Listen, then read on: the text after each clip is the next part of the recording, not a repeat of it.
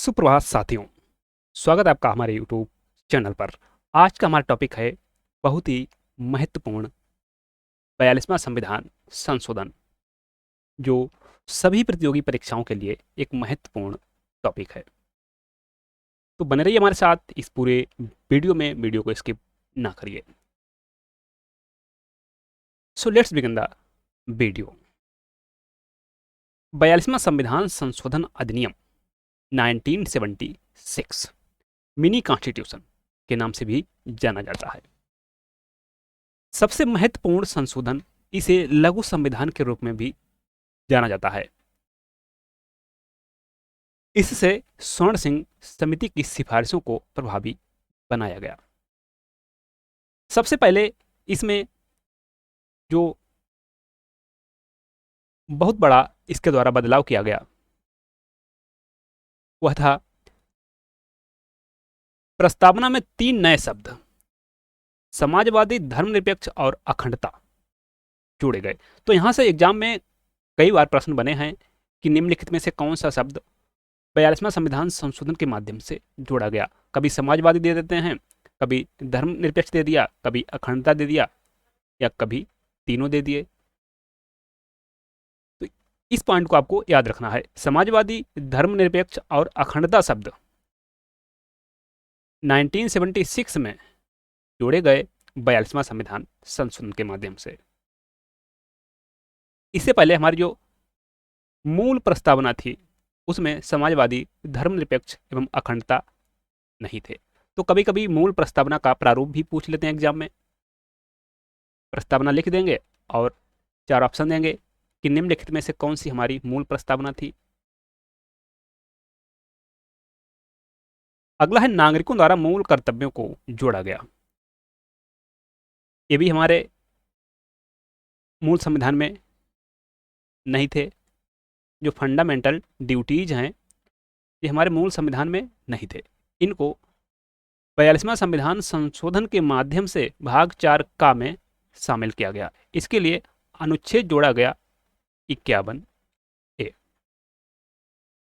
जब इनको जोड़ा गया था उस समय इनकी संख्या थी 10। बाद में वर्ष 2002 में 86वां संविधान संशोधन के माध्यम से एक और मूल कर्तव्य को जोड़ा गया। वर्तमान में की संख्या है 11। राष्ट्रपति को कैबिनेट की सलाह के लिए बाध्यकारी बना दिया गया 42nd अमेंडमेंट एक्ट के द्वारा, कि जो भी कैबिनेट की सलाह होगी राष्ट्रपति के लिए वह बाध्यकारी होगी। अगला प्रशासनिक अधिकरणों एवं अन्य मामलों पर अधिकरणों की व्यवस्था। इसके लिए भाग 14 का जोड़ा गया। अगला है 1971 की जनगणना के आधार पर 1971 की जनगणना के आधार पर 2001 तक लोकसभा सीटों एवं राज्यसभा सीटों को निश्चित कर दिया गया कि इसमें कोई फेरबदल नहीं होगा। अगला जो किया गया, संवैधानिक संशोधन को न्यायिक जांच से बाहर कर दिया गया। अर्थात जो भी संवैधानिक संशोधन होंगे उनका ज्यूडिशियल रिव्यू नहीं किया जा सकता। इसे कर दिया गया 42वां संविधान संशोधन के माध्यम से कि संसद जो भी कानून बनाएगी अर्थात जो भी संशोधन करेगी उसका ज्यूडिशियल रिव्यू नहीं किया जा सकता, ऐसा प्रावधान कर दिया गया। अगला है न्यायिक समीक्षा एवं रीट न्याय क्षेत्र में उच्चतम एवं उच्च न्यायालयों की शक्ति में कटौती कर दी गई। जो भी रिट जारी करने की शक्ति थी उसमें भी कटौती की गई। अगला था लोकसभा एवं विधानसभा के कार्यकाल को, जो 5 वर्ष हुआ करता था उसमें 6 वर्ष कर दिया गया उसे। निदेशक तत्वों के कार्यान्वयन हेतु बनाई गई विधियों को न्यायालय द्वारा इस आधार पर अवैध घोषित नहीं किया जा सकता कि यह कुछ मूल अधिकारों का उल्लंघन है। अगला, संसद को राष्ट्र विरोधी कार्यकलापों के संबंध में कार्रवाई करने के लिए विधियां बनाने की शक्ति प्रदान की गई और ऐसी विधियां मूल अधिकारों पर अभिभावी होंगी। नेक्स्ट है 42वां संविधान संशोधन अधिनियम 1976 के माध्यम से डीपीएसपी की सूची में 4 नए तत्व जोड़े गए। कौन कौन से? पहला, बच्चों के स्वस्थ विकास के लिए अवसरों को सुरक्षित करना, अनुच्छेद 39। दूसरा, समान न्याय को बढ़ावा देने के लिए और गरीबों को मुफ्त कानूनी सहायता प्रदान करने के लिए, अनुच्छेद 39 ये जोड़ा गया।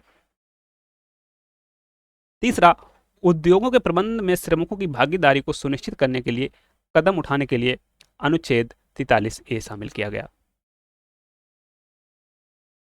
रक्षा और पर्यावरण को बेहतर बनाने और जंगलों और वन्य जीवों की रक्षा के लिए, अनुच्छेद 48 ए जोड़ा गया। बहुत ही महत्वपूर्ण है। अगला जोड़ा गया, भारत के किसी एक भाग में राष्ट्रीय आपात की घोषणा का प्रावधान कर दिया गया। राज्य में राष्ट्रपति शासन के कार्यकाल में एक बार में 6 माह से 1 साल तक बढ़ोतरी कर दी गई।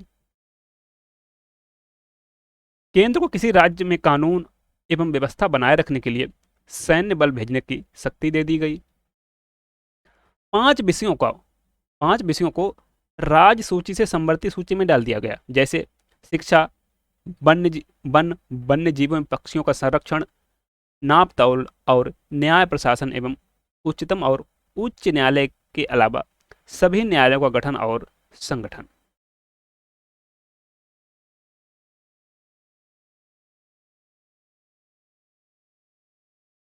अगला, संसद और विधानमंडल में कोरम की आवश्यकता की समाप्ति कर दी गई, अर्थात जो वर्तमान में जो कुल सदस्य होते हैं उसका 1/10 चाहिए होता है किसी बैठक के लिए, तो इसकी समाप्ति कर दी गई।